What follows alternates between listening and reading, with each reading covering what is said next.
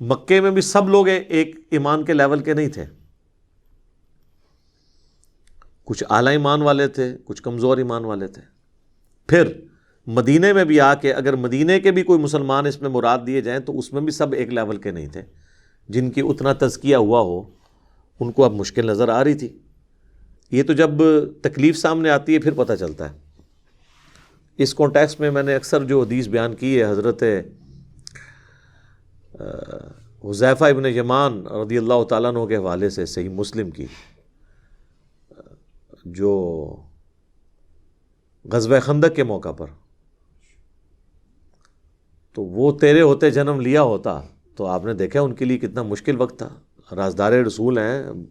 کامل الایمان مومن ہیں، تو صحیح مسلم میں موجود ہے کہ کچھ تابعین آ کے کہتے ہیں کہ آپ کتنے خوش نصیب ہیں کہ آپ اللہ کے نبی کے ساتھ نمازیں پڑھتے تھے، قتال کرتے تھے، کاش ہم نے بھی وہ زمانہ پایا ہوتا تو ہم اللہ کے نبی کا ساتھ دیتے۔ تو حضرت حذیفہ ابن یمان نے کہا کہ یہ اتنا آسان کام نہیں ہے،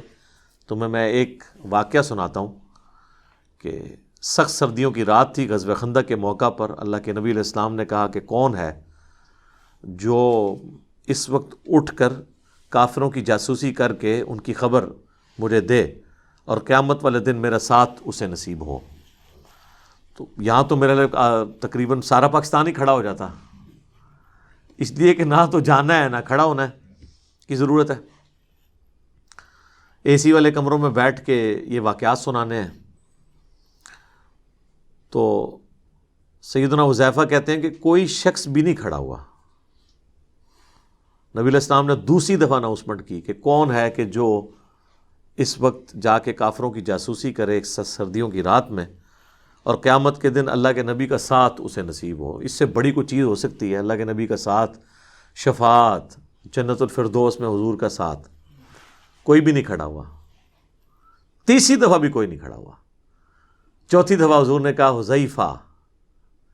تو کہتے ہیں میں نے دل میں سوچا کہ اب تو اٹھنا پڑے گا، اب تو اسپیسیفکلی حکم، اب تو ایمان والا معاملہ ہے۔ پہلے تو کوئی بھاگنے کی گنجائش تھی کیونکہ جنرل حکم تھا۔ تو کہتے ہیں کہ میں اٹھا تو حضور علیہ السلام نے فرمایا کہ جاؤ کافروں کی جا کے جاسوسی کر کے مجھے خبر دو، اور دیکھنا کوئی ایسی ویسی حرکت نہیں کرنی ہے کہ ہمارے لیے بعد میں تم مصیبت کوئی کھڑی کرے دینا۔ تو کہتے ہیں کہ میں اٹھا تو اس وقت بڑے بوجھل دل کے ساتھ اٹھا، لیکن جیسے ہی اٹھا تو مجھے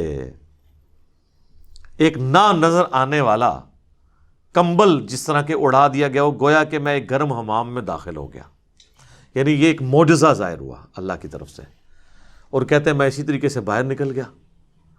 مجھے کوئی ٹھنڈ نہیں لگ رہی ہے، مجھے یوں لگ رہا ہے جس طرح میں گرم حمام کے اندر کسی کنٹرول انوائرمنٹ میں چل رہا ہوں۔ حتیٰ کہ میں نے کافروں کو دیکھا کہ وہ رات کے وقت اپنے نیزے اور تیر وغیرہ اور تلوار وغیرہ یہ تیز کر رہے ہیں، اور کہتے ہیں ایک لمحے کے لیے تو ابو سفیان میرے تیر کے نشانے پہ بھی آ گیا، اور میں نے ارادہ کیا کہ میں اس کا کام تو ختم کروں نا، کیونکہ وہ سردار تھا کافروں کی طرف سے۔ پھر مجھے حضور کی نصیحت یاد آئی کہ کوئی نواں موازنہ کھول کے آ جائیں، تو میں پھر رک گیا۔ کہتے جب میں واپس آیا نبی علیہ السلام کی خدمت میں جیسے ہی حاضر ہوا، رپورٹ کیا، تو دوبارہ سے مجھے جو ہے نا ٹھنڈ لگنا شروع ہو گئی، یعنی باہر گرمائش میں تھے، اندر آ کے ٹھنڈ، کوئی معجزہ تھا۔ کہتے ہیں کہ میں جب مجھے ٹھنڈ لگی تو نبی علیہ السلام نے اپنی مبارک چادر میرے اوپر ڈال دی، اور وہ کہتے ہیں بس وہ چادر ڈالنے کی دیر تھی مجھے نیند آ گئی اور میں سو گیا۔ پھر جب فجر کا وقت ہوا تو حضور نے مجھے جگایا کہ حذیفہ اٹھ جاؤ۔ تو یعنی وہ حضور علیہ السلام نے یہ بھی شفقت فرمائی کہ دنیا میں ایک انعام دیا، ان کو چادر بھی دے دی۔ بہرحال یہ صحیح مسلم کی حدیث غزوہ خندق کے کانٹیکسٹ میں اس بات کا واضح ثبوت ہے کہ یہ بات کرنا آسان ہے، دین کے لیے تکلیفیں اٹھانا بہت مشکل کام ہے۔ آج جہاد اور قتال کے واقعات لوگ کتنے مزے لے لے کے سناتے ہیں۔ ابھی یہ رمضان شریف کا مہینہ چل رہا ہے نا، ابھی یہ 17 رمضان آئے گا تو آپ غزوہ بدر دیکھیں لوگ کس طرح بیان کر رہے ہوں گے، جیسے کہ آج ہی اگر بدر دوبارہ ہو تو یہ سب سے آگے ہوں گے، لیکن کوئی آگے نہیں ہوگا۔ ہم لوگ تو معاشرے کی ڈر کی وجہ سے سنت کے مطابق رفع الیدین کے ساتھ رکوع میں جاتے وقت اور اٹھتے وقت نماز پڑھنے کے لیے تیار نہیں ہوتے۔ ہمارا معاشرہ ہمیں جو ہے وہ نشانہ بنا لیتا ہے، رشتہ دار بنا لیتے ہیں، ایون بے نمازی بھی میدان عمل میں اتر آتے ہیں سمجھانے کے لیے کہ تنو کیا ہو گیا ہے۔ تو عقائد کی اصلاح اور سسٹم کو للکارنا، شرک کے اوپر بولنا، یہ تو بڑا مشکل کام ہے۔ تو بہرحال جب مصیبت کا وقت آتا ہے اس وقت ذرا پرابلم اور کھڑی ہو جاتی ہے۔ بخاری اور مسلم دونوں میں موجود ہے، حضرت سہل ابن سعد الساعدی، یہ شروع کے مسلمانوں میں سے ہیں، بدری اصحاب میں سے ہیں، اور یہ آخر میں جو فوت ہوئے اصحاب ان میں سے ہیں۔ حضرت معاویہ رضی اللہ تعالیٰ عنہ کا انہوں نے دور پایا ہے۔ تو جب لوگ حج کے لیے آیا کرتے تھے نا، تو یہ بیت اللہ میں بیٹھ کے لوگوں کو نبی علیہ السلام کی باتیں سنایا کرتے تھے۔ ظاہر ہے اس وقت تابعین تھے، دور دراز سے لوگ زیارت کے لیے آتے تھے، جو کوئی 2-4 اصحاب رسول بچ گئے ہیں ان کی زیارت کریں، صحبت کریں، ان سے باتیں ڈائریکٹ سنیں۔ تو چونکہ آل امیہ کا دور تھا اور ممبروں پہ حضرت علی پہ سب و شتم ہو رہا تھا، تو سہل ابن سعد الساعدی خانہ کعبہ شریف میں بیٹھ کے حاجیوں کو یہ حدیث سنایا کرتے تھے، اللہ کی قسم میں جانتا ہوں کہ غزوہ احد کے موقع پر جب نبی علیہ السلام کو زخم لگا اور آپ کے یہ نیچے کے دانت شہید ہو گئے، تو کون تھا جو نبی علیہ السلام کے زخم کو دھوتا تھا اور کون مرہم پٹی کر رہا تھا؟ پھر وہ کہتے تھے اللہ کی قسم سیدنا علی ابن ابی طالب ایک ڈھال میں، اس ڈھال کو الٹا کر کے، اب وہ ڈھال ہوتی ہے نا وہ جو تلوار سے بچنے کے لیے، اس کو اگر الٹا کریں تو اتنا بڑا ایک وہ پانی کا آپ سمجھ لیں برتن بھی بن جائے گا، کیونکہ وہ اس میں پیٹ نکلا ہوتا ہے، ایسے کرویچر ہوتی ہے اس کے اندر۔ تو پانی لے کر آئے اور سیدہ فاطمہ جو ہے اس میں سے پانی لے کر نبی علیہ السلام کا زخم دھو رہی تھی، اور جب وہ خون نہیں رکتا تھا تو سیدہ فاطمہ نے ایک کاٹن کا کپڑا جو ہے اس کو جلا کے اس کی راکھ نبی علیہ السلام کے زخم پہ رکھی، اور پھر وہ خون رسنا بند ہوا۔ اور ظاہر ہے وہ اتنا زیادہ خون آپ کا بہہ گیا تھا کہ بلڈ پریشر لاس ہونے کی وجہ سے نبی علیہ السلام بے ہوش ہو گئے تھے۔ اسی وجہ سے نبی علیہ السلام کی شہادت کی افواہ بھی پھیل گئی تھی، جس پہ وہ پھر آیت سورہ آل عمران کی بعد میں اللہ تعالیٰ نے کمنٹری کے طور پہ نازل کی نا 144، وما محمد الا رسول قد خلت من قبلہ الرسل افإن مات او قتل، محمد تو نہیں مگر ایک رسول، اگر یہ مر جائیں اور پاکستان میں وصال فرما جائیں، ترجمہ یہ کرتے ہیں وہ،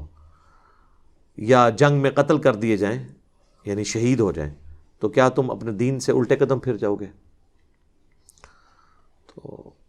جو کوئی تم میں دین سے الٹے قدم پھرے گا اللہ کا کچھ نہیں بگاڑ سکے گا، اور اللہ تعالیٰ جزا دے گا ثابت قدم رہنے والوں کو، اہل ایمان کو۔ تو یہ آیت اس موقع پہ نازل ہوئی، اور اسی موقع پہ آپ دیکھیں کہ صحیح بخاری میں آتا ہے کہ حضرت عثمان غنی رضی اللہ تعالیٰ عنہ غزوہ احد میں جب بھگدڑ مچی تو اس میں بھاگنے والوں میں وہ بھی شامل تھے، لیکن پھر سورہ آل عمران میں اللہ تعالیٰ نے ان سب کو معاف بھی کر دیا۔ ہم یہ چیز کو کرٹیسزم کے لیے بیان نہیں کر رہے ہیں، آج کی ڈیٹ میں تو معافی ہو چکی، لیکن اس وقت میں بتا رہا ہوں اس وقت بھی سب لوگوں کا ایمان ایک لیول کا نہیں تھا۔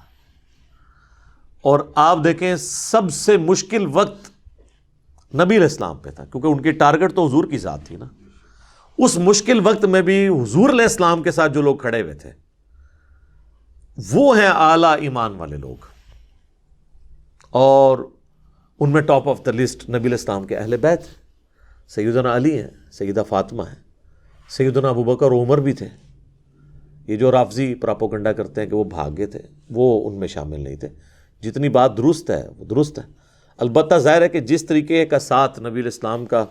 اہل البیت کر رہے تھے وہ تو ظاہر ہے کوئی کر بھی نہیں سکتا نا۔ اس کی جینون ریزن ہے کہ اولاد سے زیادہ ماں باپ کا غم کسی اور کو ہو نہیں سکتا۔ تو حضور علیہ السلام تو ایک باپ کی جگہ تھے حضرت علی کے لیے، پرورش کی ہوئی تھی ان کی، سیدہ فاطمہ تو ویسے ہی بیٹی تھی۔